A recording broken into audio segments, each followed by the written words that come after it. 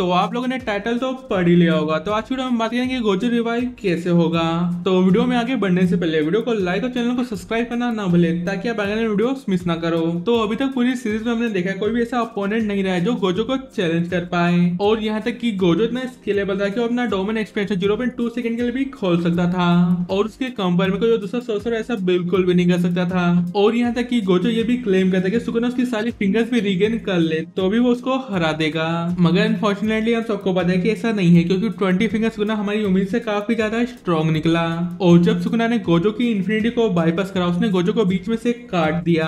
और अब हम सबको पता है कि गोजो के शरीर के 2 टुकड़े हो चुके हैं। तो अब इस हालत में गोजो कमबैक कैसे करेगा और वो आखिर कैसे कर सकता है, तो इस चीज को समझने के लिए हमें कुछ चैप्टर्स पीछे जाना होगा। जब गोजो और टोजी की फाइट हो रही थी, तो जब गोजो और टोजी की सबसे पहली फाइट हुई थी, टोजी ने गोजो की फाड़ के रख दी थी, उसको ऑलमोस्ट मौत के घाट उतार ही दिया था। मगर Gojo reverse curse technique use करके वापस आ जाता है, और वापस आने के बाद उसकी अवेकनिंग हुई जिसमें उसने पर्पल होलो न्यू टेक्निक बनाई, और उसे यूज करके उसने टोजी को मार दिया।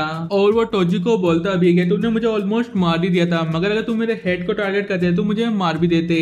और चैप्टर 239 में आप में से बहुत से लोगों ने भी नोटिस करा होगा, केंजाकू ने कहा था कि मैं अपने अपोनेंट के हेड को टारगेट करता हूँ कि अगर उसको रिवर्स कर्स टेक्निक यूज करना आती हो तो और आपको रिवाइव ना कर ले, और अगर मैं उसके हेड को कट कर दूंगा तो वो अपने को हिल ना कर पाएगा।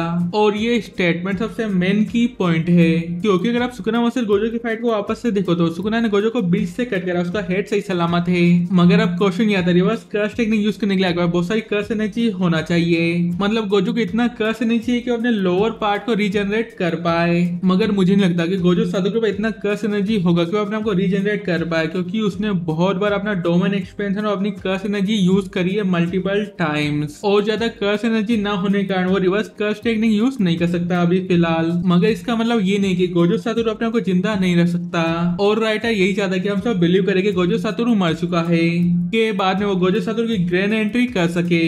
और अब चलते कुछ चैप्टर्स पीछे, चैप्टर 238 पर, जब सुकुना वर्सेस कासिमो की फाइट चल रही थी, और कासिमो के खत्म होने के बाद बैटलफील्ड पे हिगुरामे और इटाडोरी यूजी आते सुकुना से फाइट करने के लिए। मगर आपने सोचा कि यूटा सुकुना से फाइट करने के लिए क्यों नहीं आया और वो कहाँ गया होगा, क्योंकि गोजो के बाद सेकंड नंबर पे यूटा आता है जिसके पास large amount of curse energy है। और अब एक और हिंट देता हूं, जब जुजुत्सु काइसेन में इटाडोरी एक्सटर्मिनेशन आर्क चल रहा था, और उस टाइम लिटरली यूटा ने इटाडोरी यूजी को मार डाला था, और फिर वो अपनी रिवर्स कर्स टेक्निक यूज करके उसको वापस जिंदा कर देता है। तो इसका मतलब है यूटा के पास इतना अमाउंट ऑफ कर्स एनर्जी कि वो दूसरे को भी रिवर्स कर्स टेक्निक यूज करके जिंदा कर सकता है। तो इसका मतलब है यूटा गोजो की हेल्प जरूर करेगा, क्योंकि अगर गोजो के पास इतना अमाउंट ऑफ कर्स एनर्जी नहीं है कि वो रिवर्स कर्स टेक्निक यूज करके अपने लोअर पार्ट को रीजनरेट कर सके, तो उसकी हेल्प डेफिनेटली यूटा कर सकता है।